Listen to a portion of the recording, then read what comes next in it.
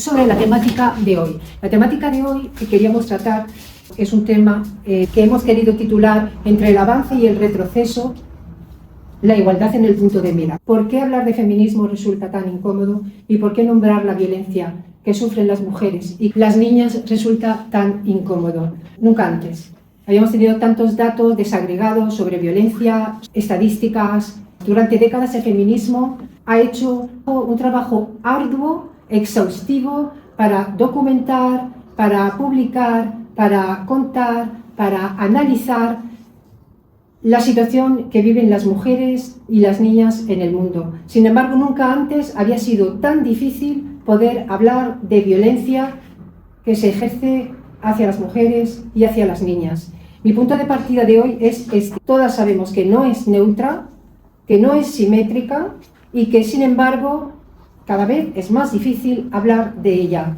Sabemos que la violencia tiene patrones, que tiene una dirección, que tiene una estructura, que es clara, pero que si no podemos hablar de ella, si no podemos mencionarla, si no podemos contar con claridad cómo se estructura, el análisis de la violencia se debilita por completo.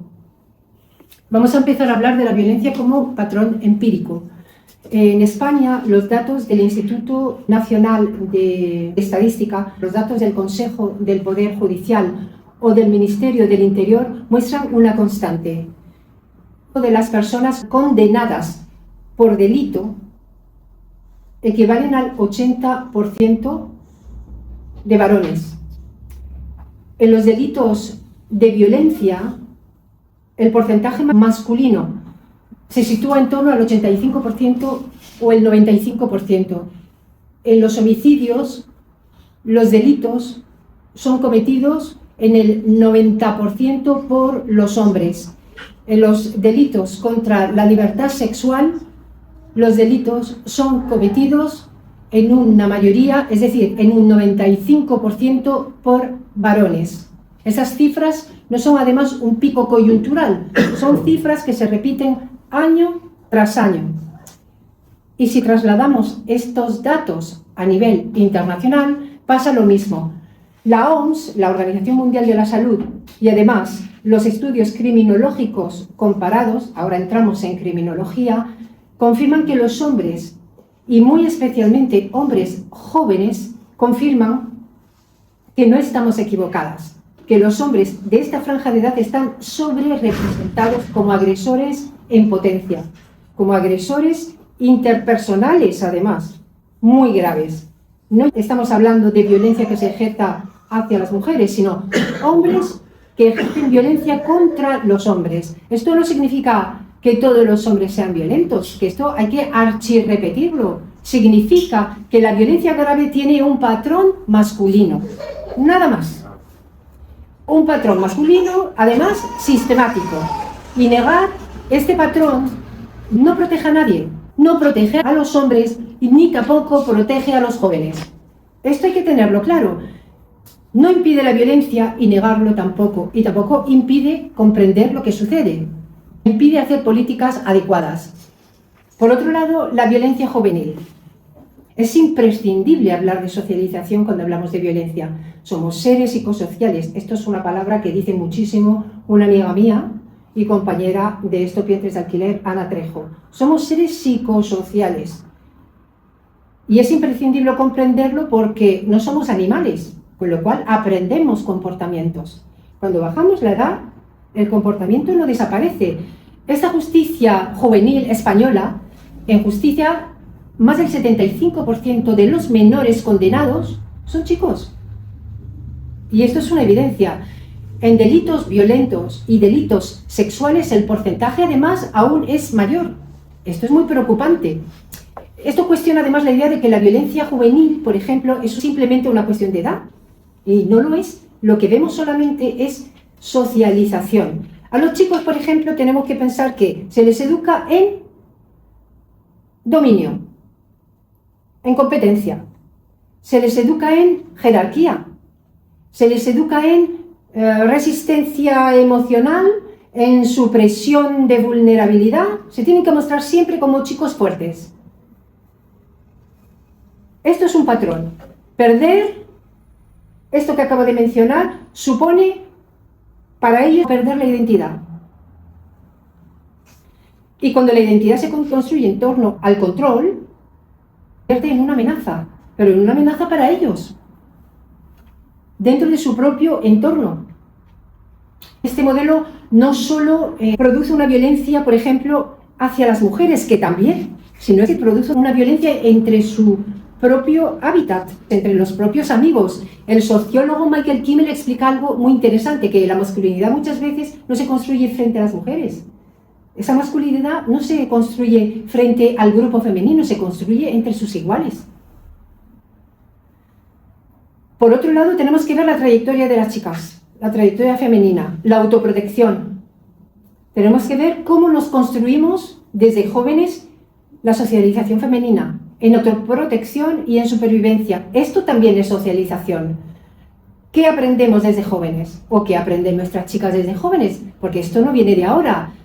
A vigilar el entorno, a evaluar los riesgos, a evitar ciertas situaciones, a minimizar las experiencias y a evitar.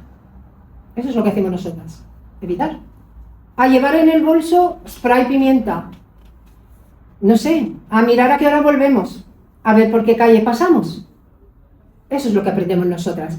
Cuando una mujer comete un delito violento, por ejemplo, que no decimos que las mujeres no cometan delitos violentos, algo que es estadísticamente minoritario, solo hay que ver las estadísticas. Los estudios criminológicos muestran con frecuencia trayectorias previas. Cuando una mujer comete un delito violento, los criminólogos lo que muestran, porque tenemos que hablar de estudios, no podemos hablar de casos individuales, porque esto sería absurdo y además no sería algo evaluable. Los estudios criminológicos lo que muestran con frecuencia, por ejemplo, son patrones de trayectoria previas de victimización o de contextos de supervivencia, de defensa personal.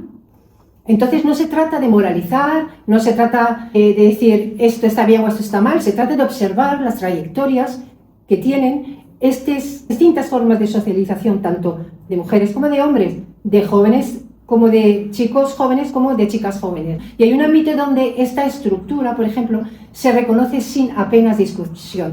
Es el abuso sexual infantil. Vamos a bajar la edad.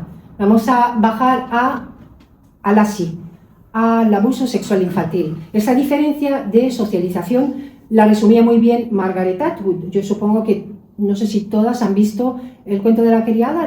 ¿Han visto el cuento de la criada? ¿Sí? ¿Todas? Sí. Pues Margaret Atwood decía que los hombres tienen miedo a que las mujeres se rían de ellos. Pero las mujeres tienen miedo. ¿De qué tienen miedo las mujeres? ¿Os acordáis de lo que decía Margaret Atwood? De que los hombres las maten. Ahí está. Esa es la diferencia. Pues volviendo al tema del abuso sexual infantil, la evidencia es absolutamente indiscutida. Los datos internacionales son indiscutibles, pero además son consistentes. El 70%. Nadie niega que el abuso sexual infantil afecta tanto a niños como a niñas. Esto es así. Pero lo que sí es verdad es que el 70 y el 80% de los abusados son niñas. Esto es un dato a nivel internacional.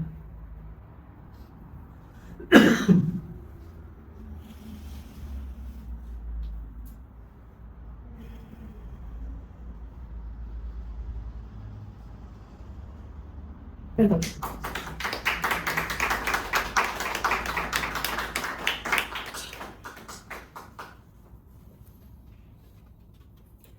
Y el 90 y el 97% de los perpetradores del ASI son hombres.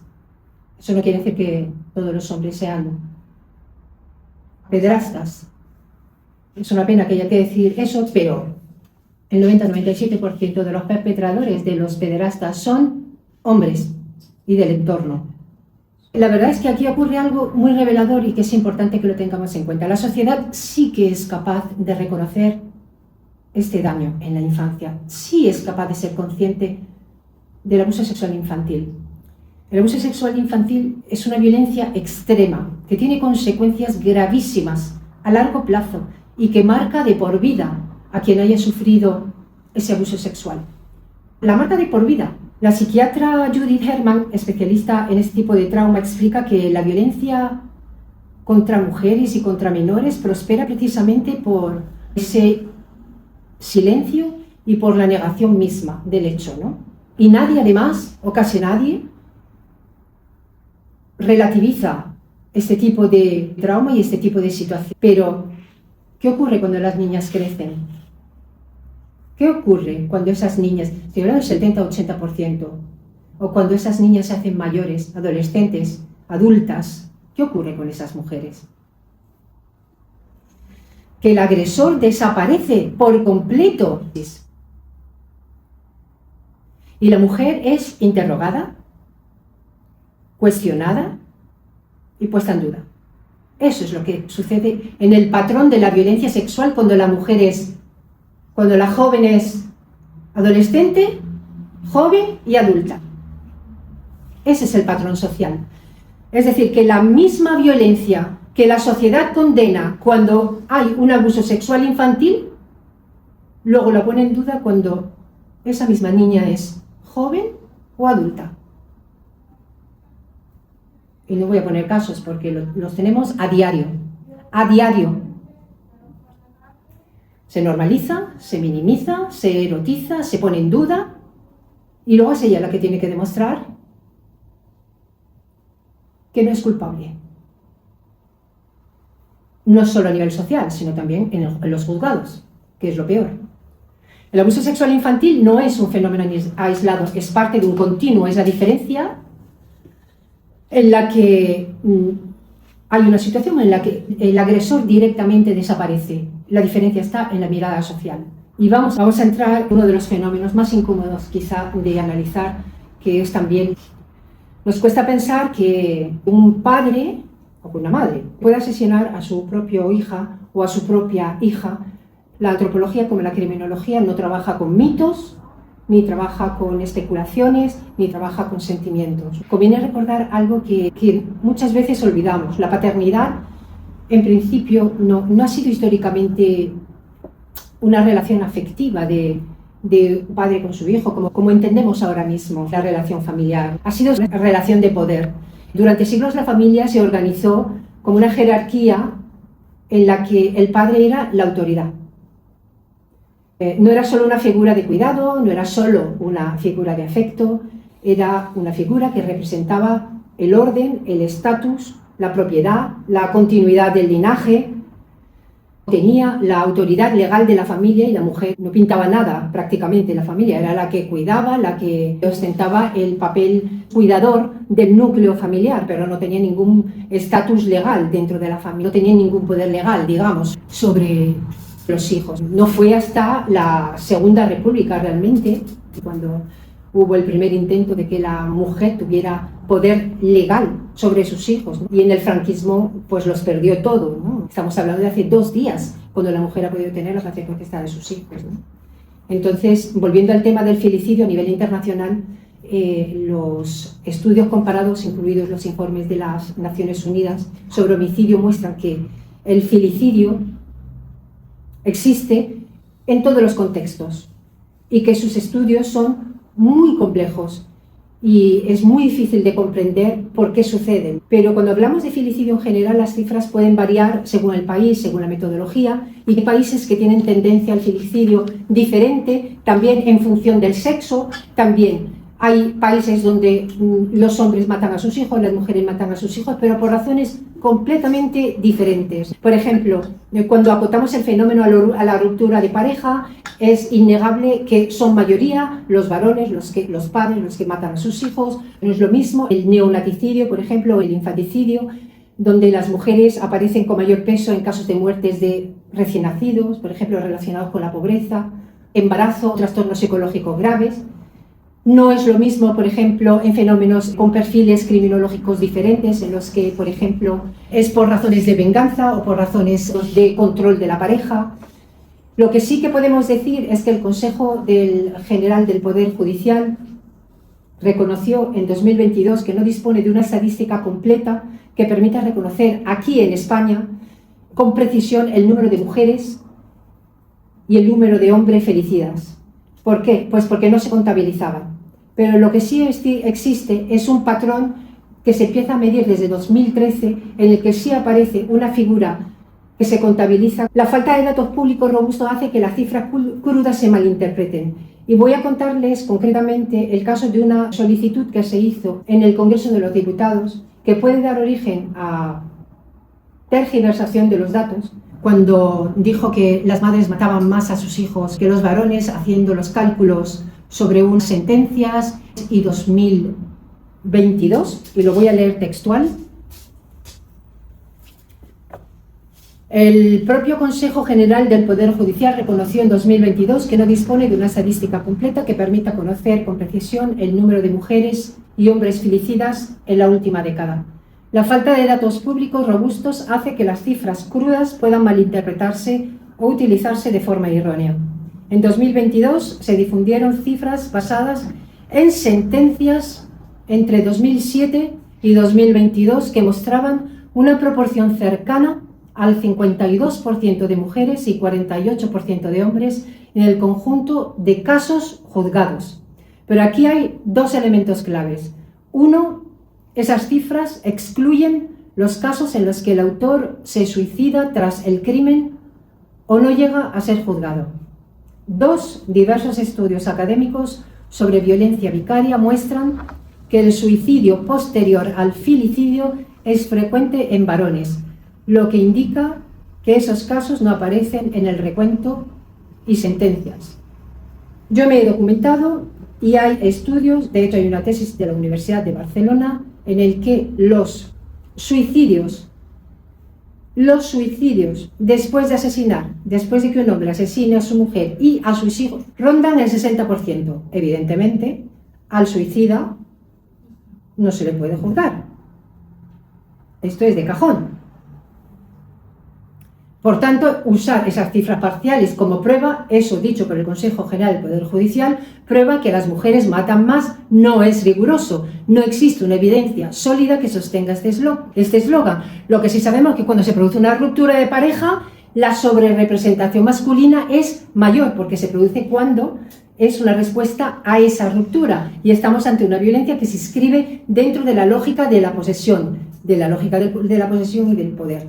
Lo que está claro es que estas cifras, cuando se presentó esta pregunta en el Congreso de los Diputados, las cifras eran un 48 y un 52%, las muertes eran del 24 frente a 26, y creo recordar, 50 niños fallecidos, 24 a manos de sus padres, 26 a manos de sus madres. Esos son los juzgados.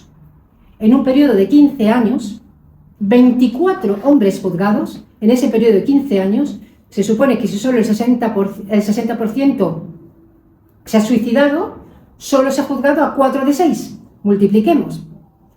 Lo que sí sabemos es que desde 2013 el Consejo General del Poder Judicial y el INE está contabilizando a los menores asesinados por sus padres. Bueno, no, está contabilizando a los menores que están siendo asesinados por violencia vicaria, que son casualmente padres que matan a sus hijos por control. Las cifras son de 65 en el periodo de 13 años. Matan a las criaturas por vengarse de sus madres. Si no lo nombramos así, lo reducimos a una tragedia privada. Y cuando lo reducimos a una tragedia privada, desaparece lo que es la estructura. Por eso es tan importante nombrar la estructura.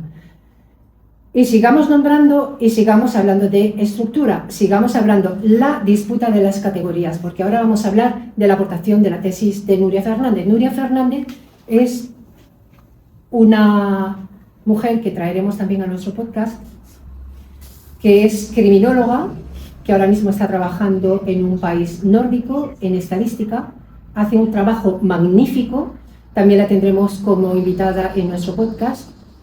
Y aquí entra una cuestión metodológica impresionante. La tesis doctoral de Nuria Fernández plantea una pregunta incomodísima. ¿Qué ocurre cuando las estadísticas y la legislación sustituyen la categoría sexo por la entidad? ¿Qué ocurre?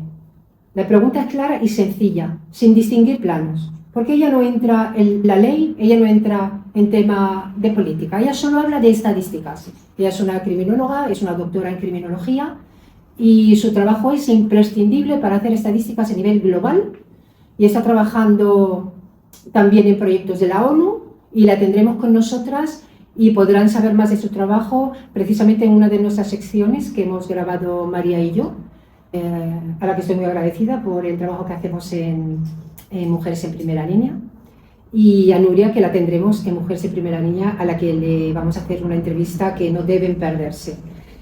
Pues si el sexo deja de ser una variable estructural en la recogida de datos, ¿qué sucede? Que se alteran las series históricas, por un lado, que se dificulta el análisis comparativo, por otro, que se debilita la medición de patrones estructurales basados en el sexo.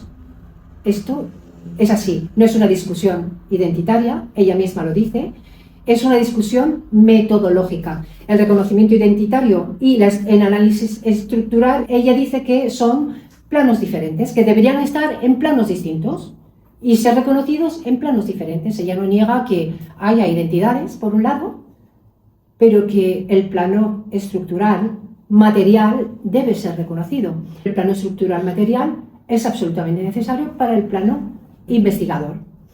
Si no distinguimos planos, debilitamos la capacidad de medir las desigualdades. Y eso es hablar con razonamiento político.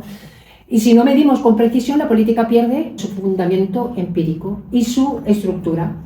En octubre descubrimos, además, algo impactante a través de los estudios de Feministes CAR. En un estudio que hicieron que se llamaba el falseamiento de las estadísticas o cómo atribuir a las mujeres delitos que no habían cometido. Curiosamente, en 2019 resulta que las mujeres no habían cometido ninguna, pero absolutamente ninguna agresión sexual. Y resulta que en 2024 habíamos cometido las mujeres 198 agresiones sexuales, pero con penetración. Entonces esto, claro, es muy difícil de comprender. Que aparezcan en las estadísticas que las mujeres hemos cometido 198 agresiones sexuales con penetración. No estamos hablando del reconocimiento identitario individual, que oye, que muy bien, que cada uno se identifique con lo que quiera, pero que ahora de repente nos veamos que nosotras las mujeres hemos cometido agresiones sexuales con penetración, pues la verdad, pues no lo podemos comprender. Y como dice Nuria, cada cosa tiene su plano y que estamos hablando de herramientas analíticas materiales. Y cuando no se puede nombrar el patrón estructural, no se puede medir las desigualdades ni legislar adecuadamente con precisión y el discurso se convierte en un discurso desestructurado y un discurso que no tiene sentido. Y el discurso entonces negacionista, ¿qué ocurre? Que gana terreno. El discurso negacionista gana terreno. No nos estamos dando cuenta que el discurso feminista pierde presión, pierde terreno y el negacionista gana terreno. Y encima se nos culpa a nosotras. Hemos llegado ya al punto casi final del negacionismo.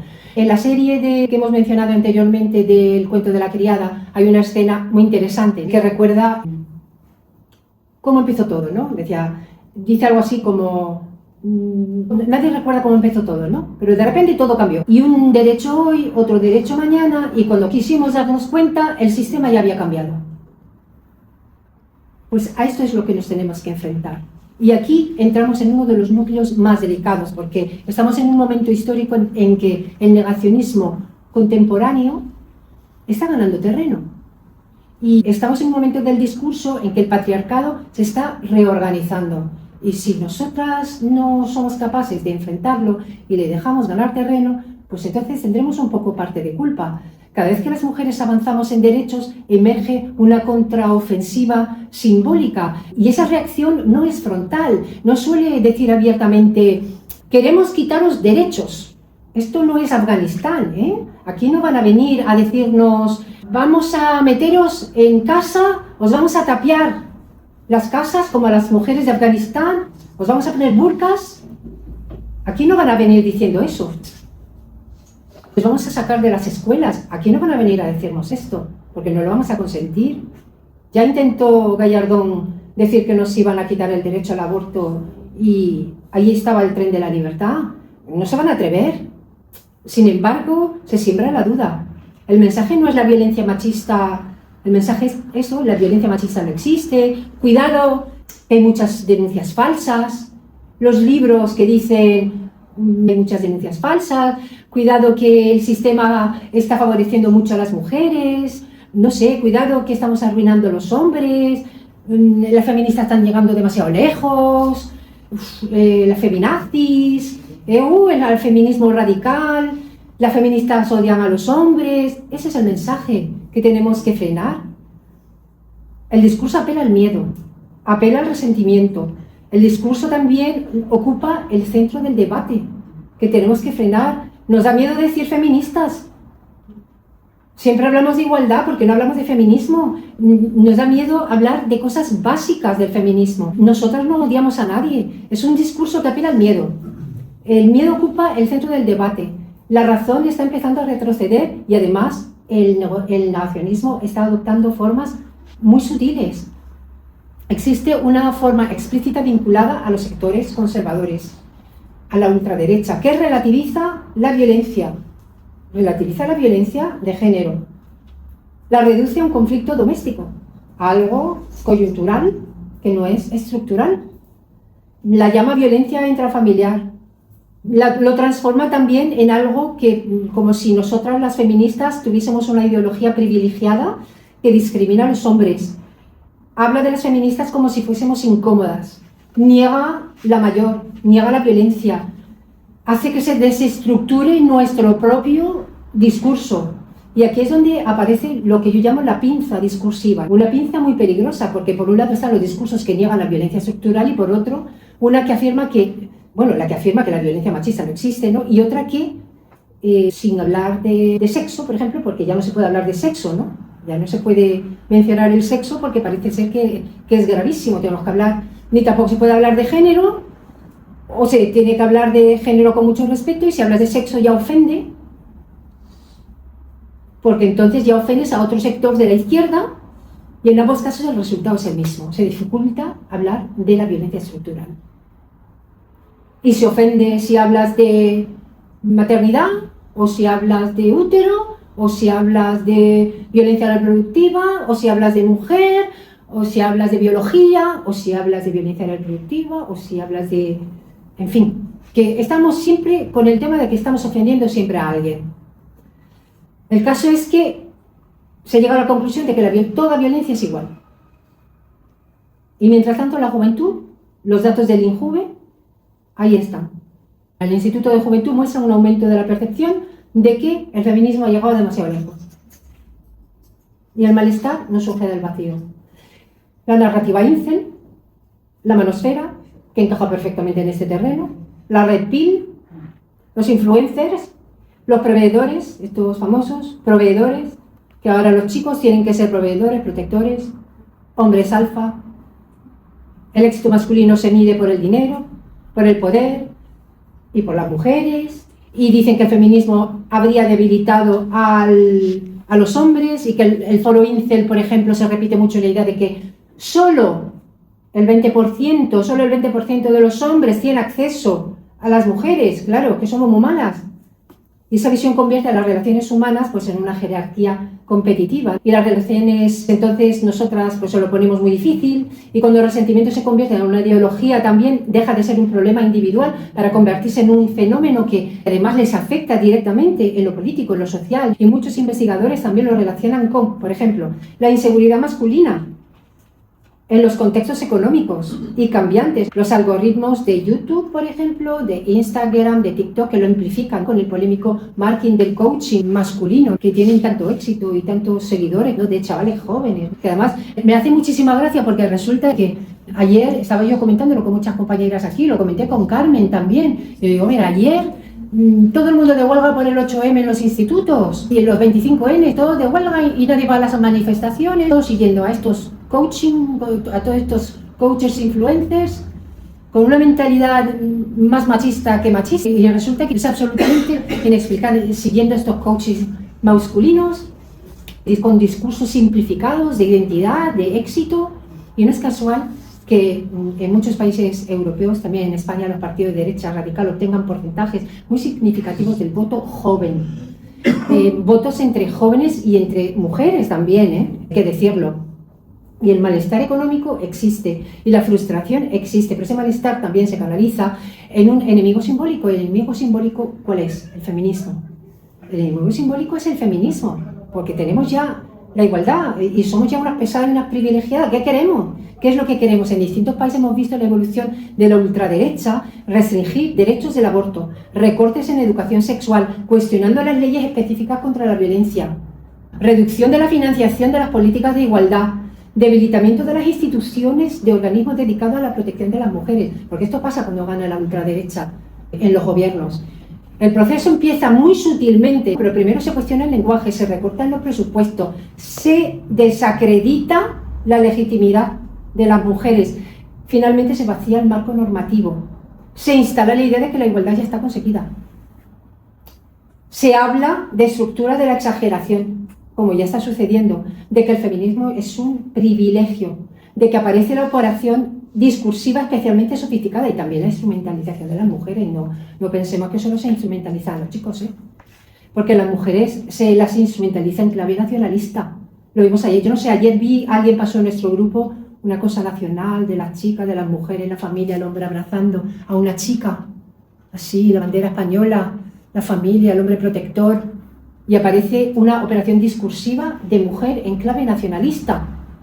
Se invoca la defensa de las mujeres, porque ellos defienden mucho a la mujer, en clave nacionalista, protectora, ¿no? Aparece el discurso de las Stradwives, ¿no? La maravillosa Stradwives, esas mujeres de los años 50, esas mujeres que estuvieron en la Segunda Guerra Mundial, en los puestos de trabajo, cubriendo toda la industria, mientras que sus maridos estaban en la guerra. Otra vez volvemos a la casa a cuidar, porque claro, resulta que como no hay trabajo, es el discurso de las Stradwives, de las mujeres tradicionales, que se mandan a tener hijos, porque resulta que se nos vuelve a culpar de la baja natalidad a las mujeres.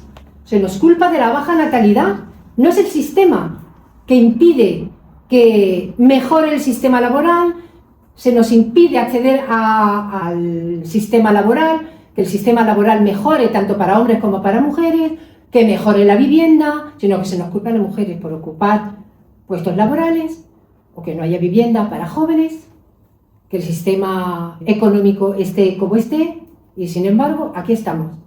Y se nos vuelve a culpar a las mujeres, se nos quiere mandar a casa con a buenas mujercitas a ocupar el puesto, bueno, ahora se llama Stradwives, antes era pues eso, a volver a casa, con la pata quebrada, pues ya está, eso. Y se exageran los delitos, además. Otra de las tácticas es exagerar los delitos de los extranjeros, de los inmigrantes, que vienen aquí a delinquir y a violarnos para que nos quedemos en casa. Y al mismo tiempo se invisibiliza la violencia estructural que sigue siendo estadísticamente realizada por los varones. Y nosotros las mujeres seguimos sufriendo la gran parte de la violencia por hombres de nuestro entorno. Y todo esto hay que confrontarlo con datos, porque la resistencia a la respuesta europea es así. Y sin embargo el movimiento feminista no está inmóvil. No podemos ser pesimistas. Europa está trabajando con contranarrativas frente al miedo digital, al odio digital, frente a las contranarrativas, con educación, con prevención, con presencia activa en procesos legislativos. Ahí estamos en Europa. En 2024 la Unión Europea también aprobó una directiva sobre la violencia contra las mujeres y también la violencia de género, reforzando prevención, protección, penalización, y no debemos ser ingenuas. Seguimos trabajando como jabatas a nivel nacional, a nivel internacional, pero no es suficiente. Tenemos siempre que estar armadas, trabajando y luchando, porque esta reacción es muy violenta y la ultraderecha y la derecha nos está ganando la batalla a nivel europeo en las políticas, y debemos plantar cara y plantar la batalla. La disputa que estamos viviendo es profundamente política. No es solo social, no es solo ideológica, es política. Y por desgracia exige claridad, datos, educación, prevención, leyes, capacidad de nombrar el problema y dinero, mucho dinero del que carecemos. Los lobbies son importantísimos. y nuestros lobbies pues están faltos de capital. Eso es así. Me gustaría a mí terminar con una imagen muy simple. Imaginemos un puente, un gran puente, ¿no?, en el que pasa un tren todos los días y que cada día alguien va quitando un tornillito, nadie lo nota, un tornillo, una vía, y el puente sigue ahí. Y un hierro, y al día siguiente otro, y al día siguiente otro, y día tras día vamos quitando una pieza, y alguien va quitando otra pieza, y un tornillo, y una palanca, y una viga. Y quien pasa por ese puente todos los días no se da cuenta. Y un día, alguien se pregunta, ¿qué ocurrió? Porque ese puente desapareció. Y por eso es tan importante mirar los cambios pequeños antes de que la estructura desaparezca. Porque esta no es más que una adaptación de la vieja idea filosófica de la paradoja de Sorite. Y con esa pregunta me gustaría ya que empezáramos a abrir el debate, porque con esto ya he terminado, y preguntáramos qué es lo que podemos hacer desde nuestra pequeña parcela para que esto no suceda, para que no desaparezca el puente.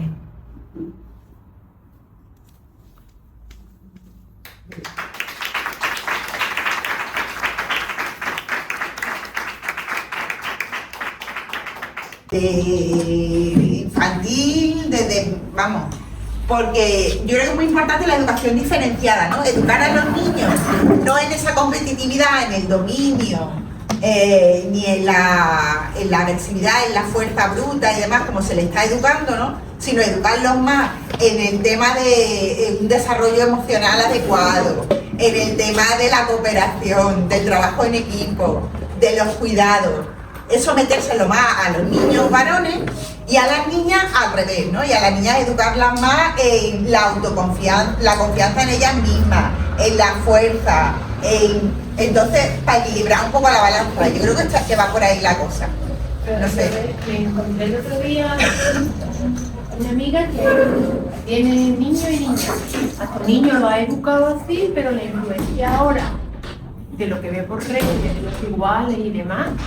Su niño con 14 años le dice a ella, es que las feministas, vamos a que estás tú comentando, es que las feministas ya estamos llegando demasiado lejos, y la madre le flipa, porque la educación que le da a su hija no es esa. Y además no es un niño que esté en un grupo del instituto así de niños, no, pero a él le llega el otro mensaje. Es muy complicado. ¿Cómo frena la influencia cuando ya tú no eres la referencia? Tu casa no es el referente. Claro, porque en realidad educa el conjunto de la sociedad. No educan solo los padres y las madres o solamente en el colegio. Entonces, el grupo de iguales también es importante. Es que eso, si este tipo de educación se extendiese a todas las familias, en todos los colegios y al conjunto de la sociedad en sí, pues entonces habría un gran cambio. De todas formas, yo también diría que la principal, yo creo, fuente de influencia de la juventud es un sistema artificial, inteligencia artificial, que está dirigida por magnates pedófilos que generan guerras y que no les interesa para nada ningún tipo de derecho para la mujer. O sea que está sesgado totalmente la información que les llega. Es muy violenta, muy machista, salvo que ellos hagan preguntas al sistema de manera dirigida, ¿no? Que es cuando el sistema propiamente reconoce que esa persona ya tiene algún tipo de formación, si se puede decir así, ¿no? Formación o influencia que pueda rebatir a la propia inteligencia. Te doy la razón completamente, porque yo trabajo con inteligencia artificial y como tienes que educarla tú para que te respondan desde la perspectiva feminista completamente. Independientemente también, no solo de eso, sino que también el contenido que ven la gente, sobre todo los chicos, los contenidos, las ideologías que comparten, por ejemplo, youtubers o gente que sube contenido a las redes sociales, eso también influye muchísimo. Vaya, que ahora por mucha educación que le den los padres también en esa parte hay una...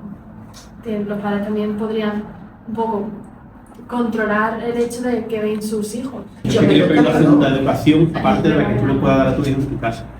Y incluso yo creo que casi opaca a los padres, ¿no? Un niño puede tener una educación en su casa y luego llega al grupo y se encuentra con lo que tú has dicho. Unos mensajes en redes, una motivación casi nada. Si te haces el posturo de la foto de Rocío. Y entonces el niño se transforma. Hay niños que creo que en su casa pueden ser de una manera y luego cuando salen fuera se convierten en algo que tú no reconoces. Hemos visto muchas películas o muchos textos en los que alguien se asombra de cómo es su hijo cuando está en la calle, ¿no? ¿Por qué? Porque el niño está transformado. Y eso va mucho en relación con lo que hace poco hemos tenido, con el tema de acortar un poquito el acceso a las redes sociales, como el tiro hacia la ultraderecha, es decir, que se están acabando con los derechos, cuando al revés. Lo que estamos intentando que la educación de los padres sea la que primicie, ¿no? Que la que sea la más válida en ese aspecto. Yo también veo que, yo qué sé, la idea del referente social de los chavales, ¿no? Que es complicado, a menos que estés en una capital donde hay un flujo de profesionales bastante diverso, ¿no? Que puedan ver referentes distintos, ¿no?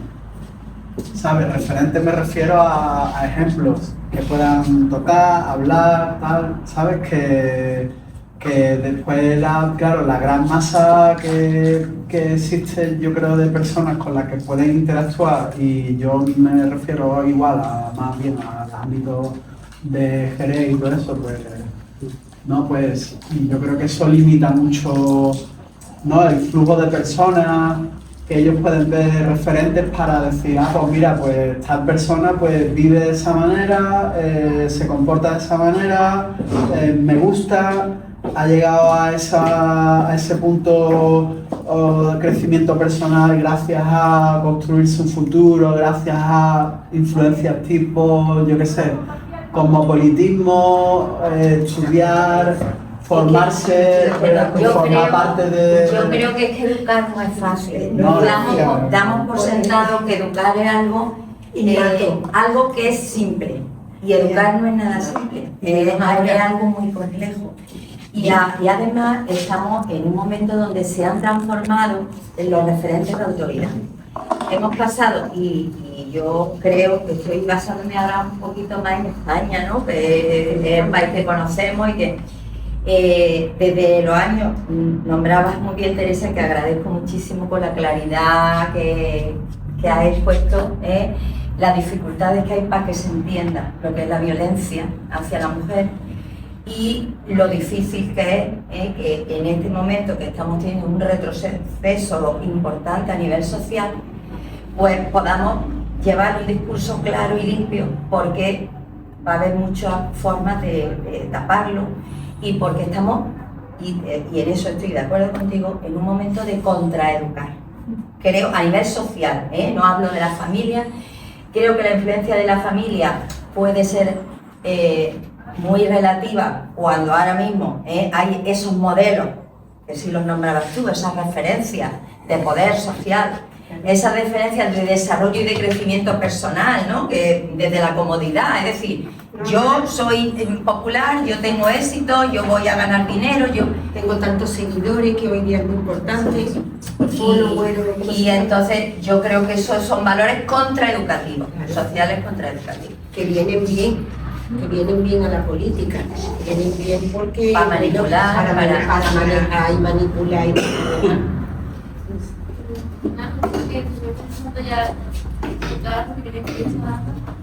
en el tema de educación, ya en el ámbito escolar, o en mi caso, por ejemplo, la universidad, en general. Yo estudio aquí desde la ESO y muy pocas veces he podido decir que en la escuela, en el bachillerato o en la universidad se le da voz a aspectos sociales. Que sí, claro, somos estudiantes y tenemos que centrarnos en nuestros estudios. Pero sí hay espacios, por ejemplo en la universidad, ahora que estamos en el mes de marzo, yo he visto los carteles en todo el campus invitando a la gente a formaciones o cosas, pero está ahí en un papel, no se le da voz. Pero la misma universidad ¿Qué estudiáis en valores entonces? Claro, la misma universidad sí le damos a otros temas, por ejemplo, cervezadas universitarias, vamos todos, ¿no? ¿Qué? Cervezadas universitarias, pero cosas que lo promocionan la misma UCA. Sí, sí. Pero Esa sí yo también defiendo. Muchas veces nos dicen Clásico. a los jóvenes que la escuela es como nuestra segunda casa, que los profesores son como la educación primero va en casa, pero luego también es donde estamos estudiando. Entonces, en esos espacios es donde yo considero más importante que en cualquier otro que haya momentos donde no sea solo céntrate en estudiar matemáticas, lengua, filosofía, sino también valores como sociedad, porque te estás formando como un profesional que es un humano, no eres una máquina, tienes que interactuar con otras personas. ¿Por qué no hay espacios de nada, ya ni siquiera en temas feministas, sino en general, de humanos, de valores, de empatía? Son cosas que no se nos imparten. Sí, es que yo creo que lo que se ha eliminado, se ha erradicado totalmente el pensamiento crítico. O sea, hay mucho miedo a que los chavales y las chavalas desarrollen pensamiento crítico. Entonces no quieren tenerlos como borreguitos, con las redes sociales, así las orejitas, mis 4 seguidores, mis 4 tal, mis 4 referentes, y no escucho ningún discurso que me pueda confrontar.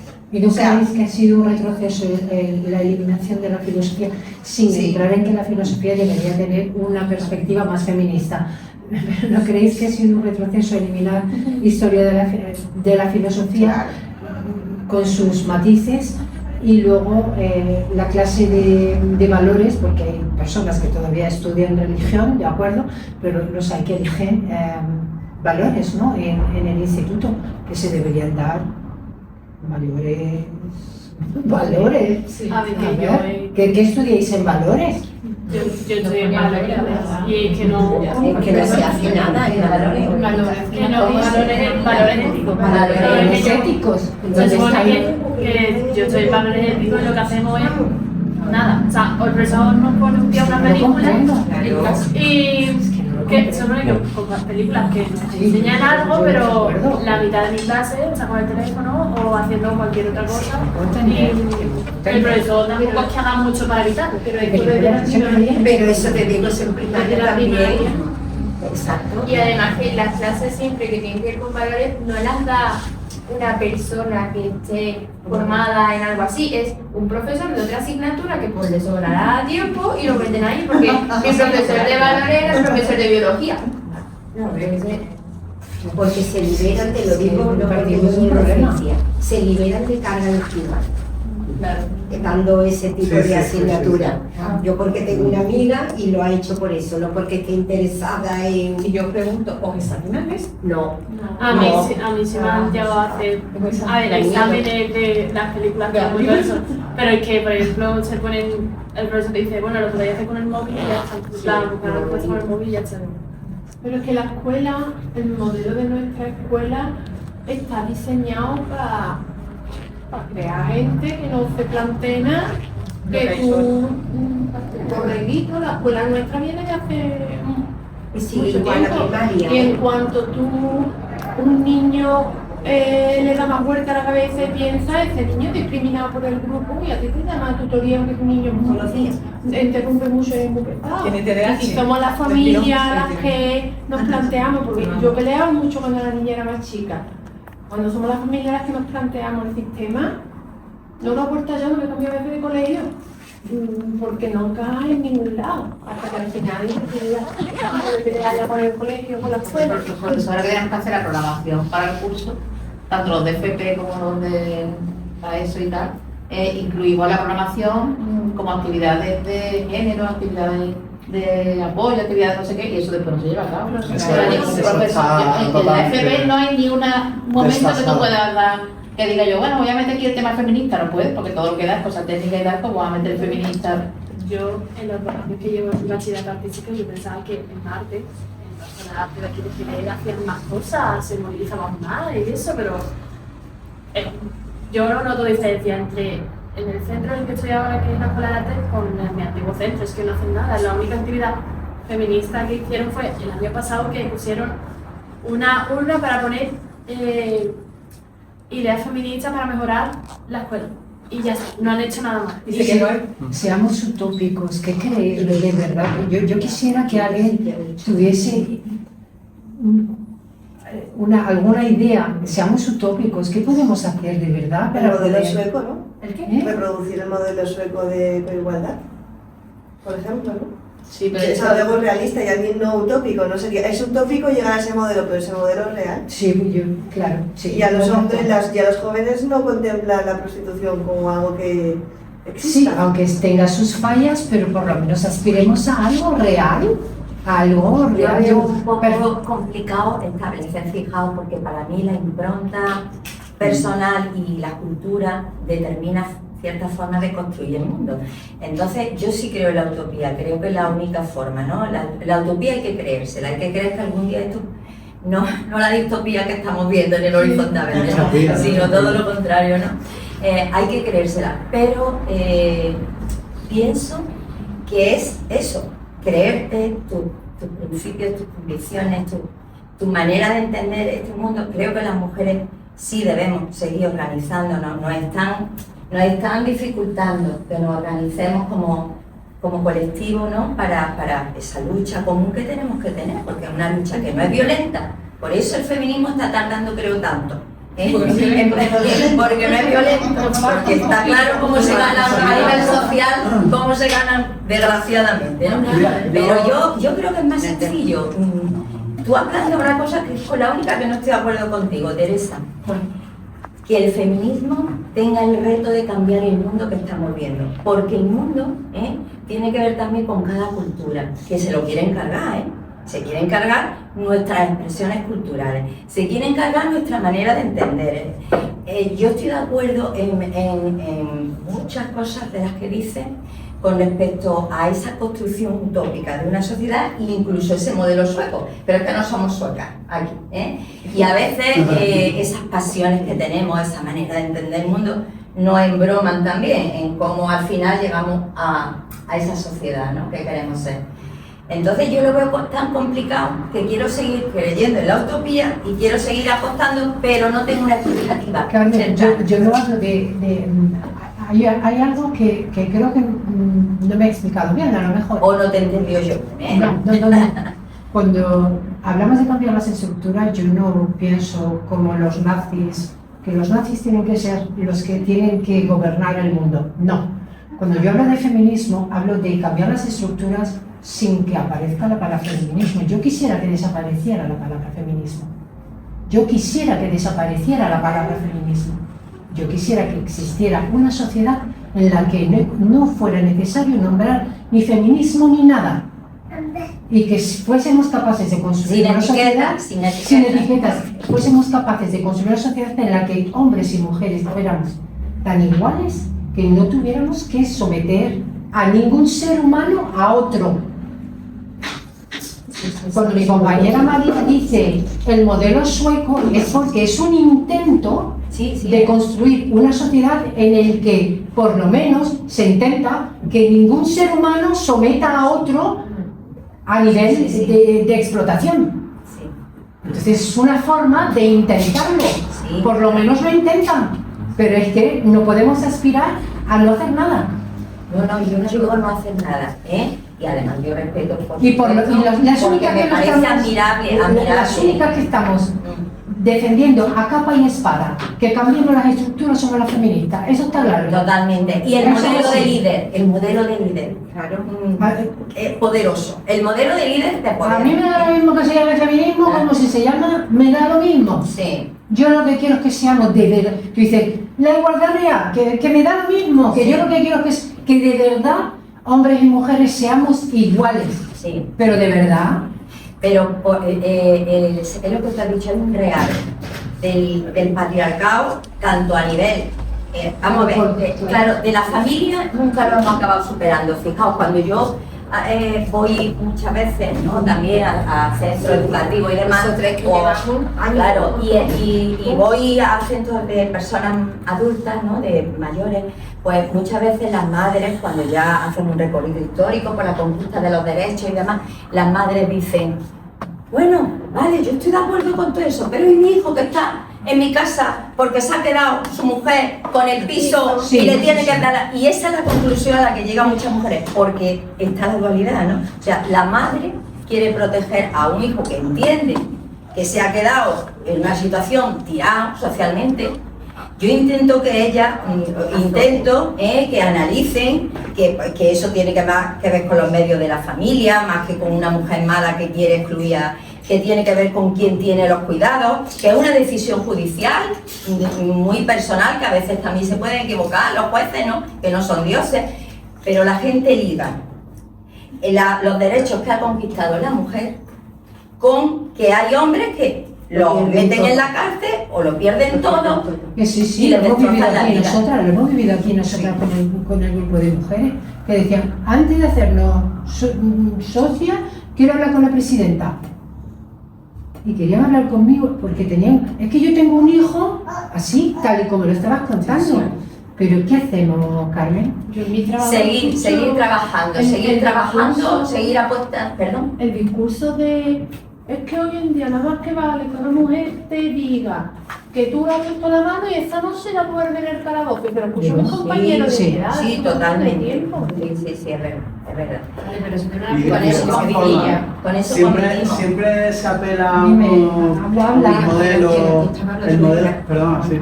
Digo que si tiene una explicación muy sencilla. Si son 101 mujeres asesinadas en 2025, si la realidad de la violencia física, de todas las formas de violencia contra las mujeres, está ahí, es normal que por prevención del asesinato o de una violencia mayor, esa noche se duerman calabozo. O sea, si eso no lo entienden, es porque primero no tienen empatía ninguna, y segundo que son negacionistas. Tengo dos hermanos policía nacional y es que eso no pasa, ¿eh? No, claro que no, eso te lo digo yo. Y eso no lo entienden, Porque no se entiende. Porque no se entiende lo que es la violencia de género. Hoy se está confundiendo violencia de género con narcisismo.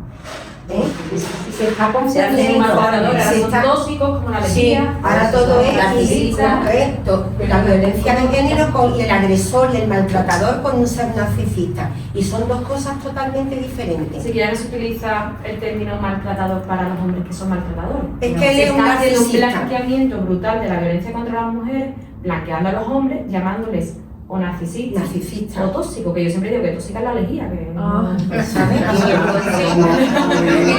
Como vivimos en una sociedad eminentemente narcisista, todo, o sea que es muy fácil el blanqueo, ¿vale?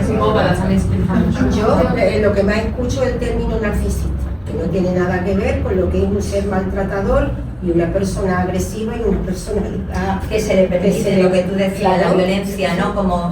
Como un mecanismo para ascender, para aspirar, para crecer, para controlar, porque se le permite controlar a esa identidad masculina, al final tiene que controlar, porque algo educativo. Entonces, es complicado.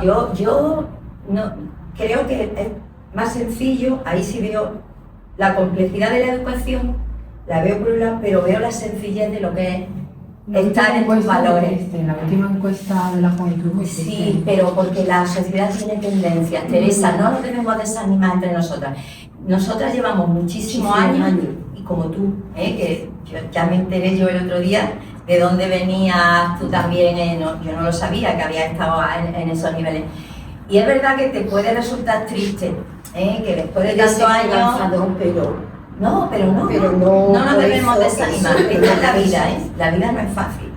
Nos enseña, eso es lo que nos enseña la vida. A mí cuando María me dice lo de aspirar por ejemplo, a Suecia, yo digo, ¿sabes lo que pasa? Que nosotros tenemos muchos años de retraso con el tema del franquismo. Sí, y llegaremos, pero tenemos ese retraso con respecto al franquismo, que de adelanto que nos tiene Suecia, por ejemplo, porque los jóvenes en Suecia no demandan prostitución. Ellos ni se les ocurre celebrar los 18 años como el futbolista con una fiesta de prostituta. No se les ocurre ir a celebrar los 18 años, porque aquí, aunque tú tienes 10 euros aquí y te vas con una puta, y eso no lo hacen los chavales lo hacen los tíos de 45 50 años, ¿vale? Los que tienen ya una edad se van de prostitutas, pero en Suecia los jóvenes es que ni se les ocurre. ¿Por qué? Porque eso es educación, lo que dice Oli, educación. ¿Por qué aquí sí que eso es sucediendo? Porque nos falla el sistema educativo. Sí, nos falla. Y tenemos muchos años de retraso. Claro, y ahora mismo está debilitado. Que No lo es, lo he dicho. siempre apelamos al modelo No, escandinavo como lo mejor, pero no lo es, pero tiene un sistema de abolición de prostitución que ha funcionado. Que si nosotros tenemos el modelo sueco, ¿o pensamos que eso es lo mejor? Que no, Pero Yo creo que la igualdad hay que construirla. No, pero la igualdad hay que construirla los desde suecos cada... entonces, ¿qué modelo tienen? No, ¿Cuál es el modelo de los suecos? Porque todos tienen que tener un modelo. ¿En quién se inspiran? Porque realmente el feminismo En la LOAS, lo que es la LOAS. yo conozco a alemana, francesa, tal, pero feministas suecas tampoco que vean yo. Estamos hablando de una ley integral como la LOAS, que tenemos en el cajón desde hace 6 años, en el cajón del PSOE hace 6 años. Tenemos.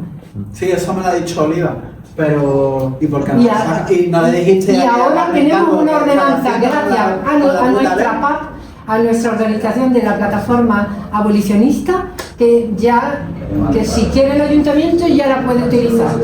Sí, pero una cosa es la ley y otra cosa es la Nosotros estamos aquí a educación. nivel personal, Teresa, ¿eh? Una cosa es la ley y otra cosa es la educación. Somos Las leyes educativas no han servido para una mierda. Para nada. No han servido para educar a los alumnos para que aprendan más todo lo contrario. Las leyes educativas, que una cosa es la ley y otra cosa es Pero ¿sabes por qué no ha servido? pedagogía verdadera. Pero ¿sabes por qué no ha servido, Santi? No ha servido. Cada vez han puesto más trabas. No, porque no se implanta, no es de obligación, no es implantada de obligación, sino voluntaria. Como es voluntaria, pues no se Y implanta. las profesionales no están formadas. No, pero además hay mucho malestar ahora mismo en la educación. Eso es no en los niños, todo depende de quién no en los padres y madres, sino en el propio profesorado. Hay malestar porque hay mucha burocracia, es que todo es complicado. Es que todo el día de hoy es muy complicado. Yo parto de la siguiente idea: el feminismo, para darle la nota un poquito optimista a esto, ¿no? Si me lo permite. Mira, el feminismo ha existido siempre, con más conciencia o con menos conciencia, desde hace muchos años. Muchas mujeres, es verdad que como organizados, ¿no?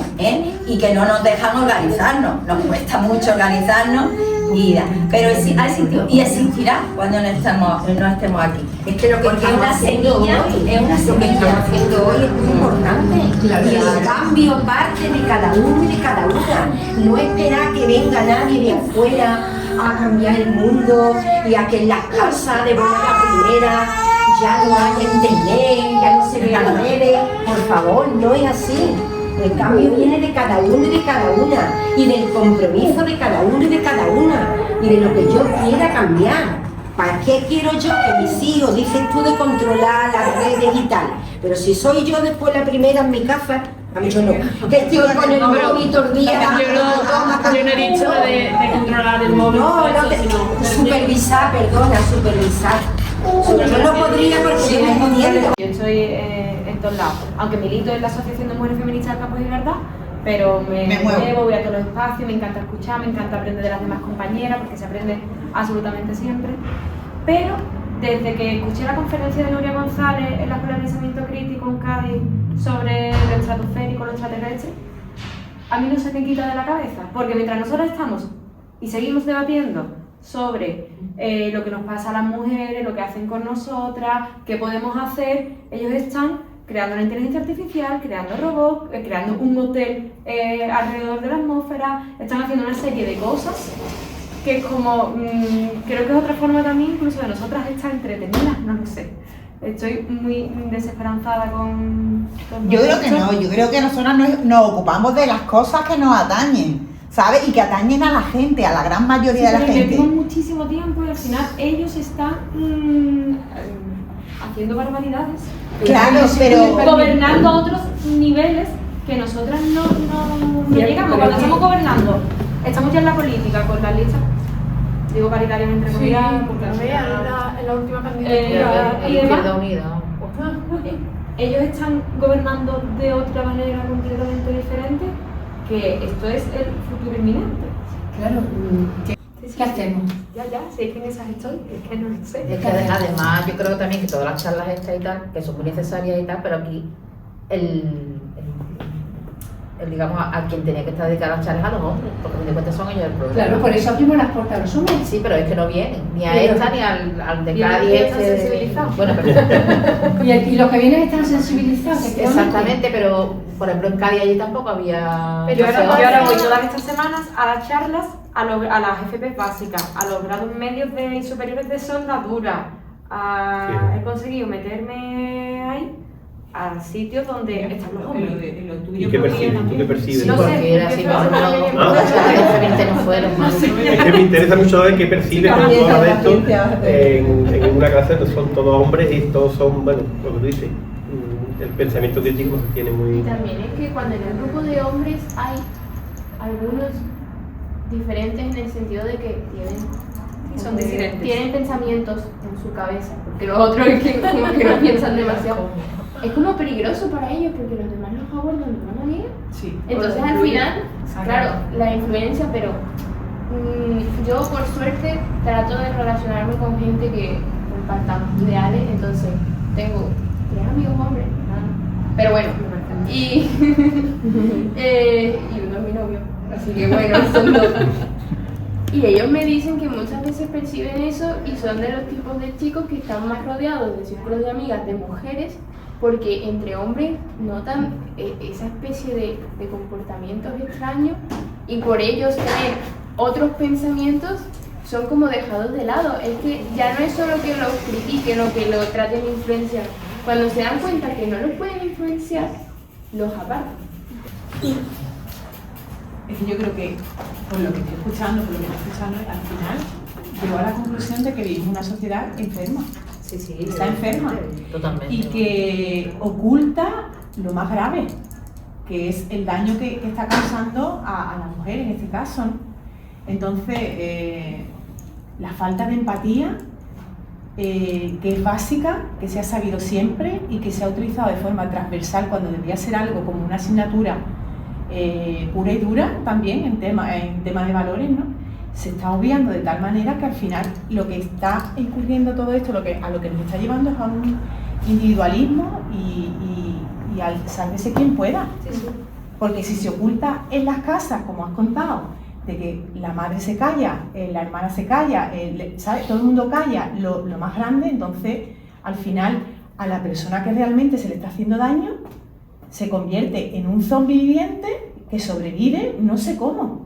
Porque esa persona necesita ayuda a lo largo de su vida, como has comentado también, Teresa, porque está marcada de por vida y que al final se le está negando. O sea, que cuando esa persona llegue a ser adulta, dirá, bueno, si tengo recursos, pues me dedicaré ese tiempo a mí, a que alguien me pueda ayudar, una psicóloga o lo que necesite, pero que tiene que salir de sus propios recursos, porque es que el entorno la está obviando. Y es que a mí se me ponen los vellos de punta. Y digo, ¿de verdad? Pues el 90% de ¿todo? Las personas que consumen medicación para dormir, es así. Yo muchísimas amigas que conozco utilizan ese tipo de medicación y me hablan de lorazepam, de tranquimacin, y que de verdad, o sea, vamos a ver, estamos atajando el tema o estamos apaleando el tema con ese tipo de historia. Y tú voy al médico, medicación y ya está. Ya está, vas al médico y le dices, es que me encuentro fatal, es que no duermo, pero es que ni el médico te pregunta, ¿pero por qué no duermes? No, tómate tranquimacin, verás que con esto duermes. O sea, partiendo de la base de que el que te tiene que cuidar, que es tu médico, no lo sabe hacer, porque no va más allá de lo que le interesa saber. Entonces, estamos en recursos estudiados. ¿Cómo? Porque también es cierto que el cuerpo de las mujeres no está estudiado. Para nada. Yo ahora estoy, por ejemplo, relacionada con el tema de la premenopausia, que lo estoy llevando ahí como puedo, y cada vez que voy a un médico y pregunto, ya sea ginecólogo, ya sea...